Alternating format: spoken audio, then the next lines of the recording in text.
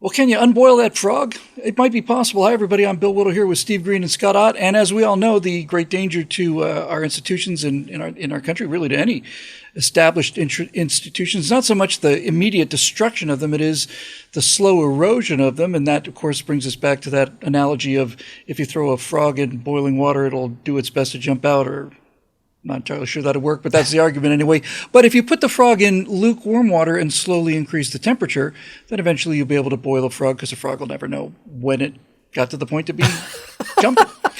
I bring all of this deep thoughts up because of our friend John Fetterman, the senator from Pennsylvania, who was elected in 2022 with a severe stroke and was not able to finish sentences. Well, it turns out, ladies and gentlemen, to many people's surprise, including my own, that as John Fetterman regains brain function, he's becoming more conservative by the day. And Scott, the reason I bring up the can you unboil the frog thing is because while Fetterman's been the source of not even comedy so much as just kind of disbelief and a sort of sense of general pity. Yeah. One of the things about the very serious business of strokes is that you can in fact recover. Your brain will start growing new neural pathways, function comes back, and so on. And it occurred to me, Scott, that on some level, a severe stroke that impeded your cognitive abilities is in a way almost like being in a coma.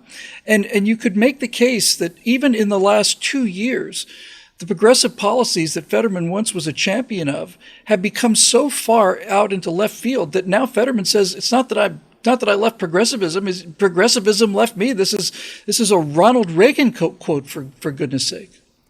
Yeah, and that makes sense. And, I guess it takes a guy from that side of the aisle to sustain brain damage in order to see clearly, which says something about the condition of the rest of his colleagues. Yeah, I saw a picture of him wearing a suit and tie, and I thought, wait a minute, is this some sort of Photoshop thing? It's that serious. That's right. Normally he wears sweatpants, or at least he used to. I think that if you're a human being and paying attention, and not just a craven politician who just wants to get reelected and that's all that matters to you, you can't help but noticing the impact of the things that people say and do, and especially the things that government does. And so if you have stringent or strongly believed in something for all your life, but then you see it put to the test and you realize it ain't so, the morally right thing to do there is to say, hey, you know what? I took this on faith, but I was wrong. I see evidence now, and so and we need to back away from this.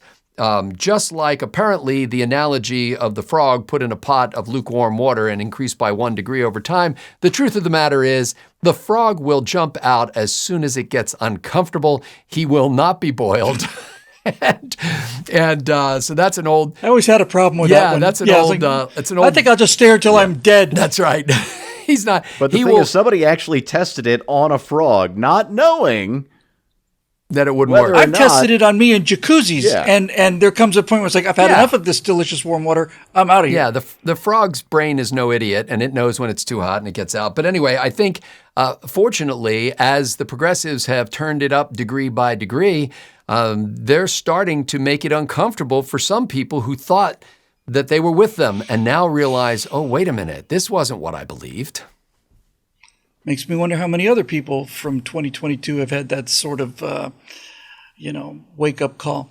Okay, so entirely different story, completely unrelated to John Fetterman. Steve, did you ever do any improv work? I did. I was improv comedy? I was in a little improv troupe in Humboldt County, California, way back when. Me too. I hung around with some people, and so we both know that the secret to good improv is never ever block the passage. Just keep things rolling, never stop it in reverse. Yes, and never say no. Yes, never say no. Okay, so here's what we're going to do. I saw on Instapundit a clip that we're going to play for you here. It's a clip of Joe Biden enjoying the Juneteenth celebrations, and so we're going to do a voiceover. Improv narration, you and I'm going to be calling you. You're going to be the chief of engineering at Walt Disney World, and I'm going to be the guy in the room where the animatronic is malfunctioning. Okay, ready? Okay, and let's roll the clip. Hey, engineering. Hey, it's Bill down in Panderers of the Caribbean. Listen, we got a problem with the Biden animatronic. A big problem. What's going on? It's not moving. It's completely not moving. It's just stone cold dead. Have you tried turning it off and back on again? Yeah, there's no hydraulic pressure, there's no electronics. It's just staring out into space. All the other things are moving back and forth. They're doing their swaying thing. They're all working, but it's like somebody just cut the power cords to this thing. Yeah. We've seen this happen before, and there is a solution, but it requires a few steps. Are you ready? I'm ready. Yeah, go ahead. Okay. Because this is really, really embarrassing. Is the Jill Biden audio animatronic figure working properly?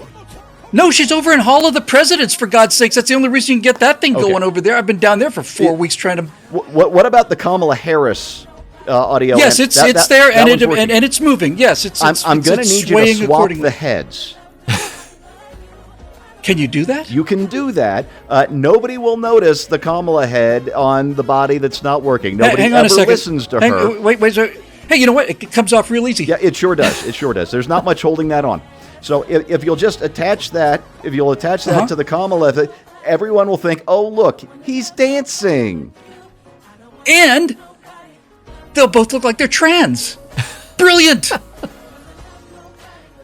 We've seen that. And that's how it's done, ladies and gentlemen. We're don't try that at home. We're seasoned professionals. We both have useless degrees in this kind of thing. I just had to have some reason to throw that clip in there. There have been many, many times when Joe Biden looked like he had just lost track and was, there goes the jet. Oh, look, there's the sun. I think I'm going to just track the sun. Honestly, folks, in terms of duration and overall sense of someone has unplugged the main power supply, I just want to see the skeleton. I just want to see the animatronic skeleton. I want to know how they get the eyes so dead. That's the part I really want to see. The thing is, Bill, I mentioned I used to live in Humboldt County, California, which was hippies just all over the place, and Reggae on the River was a big concert event every summer, and people were doing literally everything there. And I have seen that look on Biden's face, that frozen fixed thing with the eyes. Let me tell you this much: he did not take the brown acid; he took the good stuff. He is seeing some really cool shit that is not there. Which leaves the three of us and all of you watching wondering what that might be. Let's just look at the clip one more time. Is he seeing like giant? Is it like Harvey over there that's waving to him off camera? Or what makes it beautiful is how everybody else is in motion except for him. Yes, like he's just standing stock still as everything around him is in motion.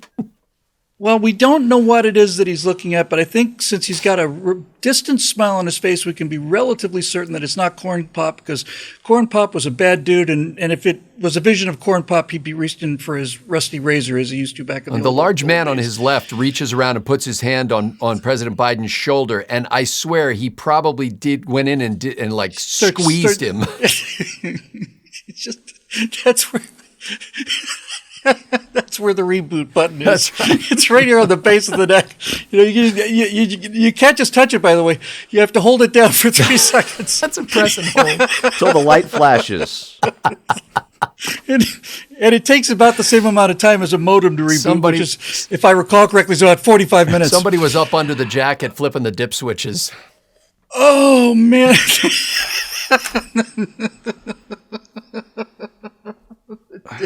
Now the dip switches are back at the White House. Okay, ladies and gentlemen, President of the United States of America, most powerful man in the world. Thank you, Joe. It's been entertaining. For Steve Green and Scott Ott, I'm Bill Whittle. We'll see you next time here on Right Angle.